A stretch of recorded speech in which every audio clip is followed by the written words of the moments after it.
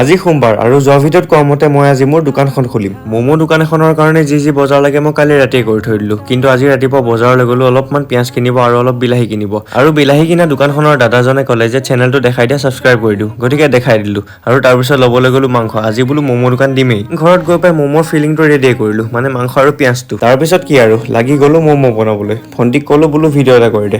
তাই পঢ়িব বহাত মই টাইম লেপছ কৰি নিজে ভিডিঅ' কৰি আছিলোঁ। আৰু ফাইনেলি আমাৰ ম'ম' বনাই হৈ গ'ল। চাওক বহুতকেইটা হৈছে দেই, দেখিয়ে মানে মনটো ভাল লাগি গৈছে। তাৰপিছত বহাই দিলোঁ ষ্টিম হ'বলৈ, যিহেতু দোকানত নিয়াৰ আগতে ষ্টিম হ'ব লাগে।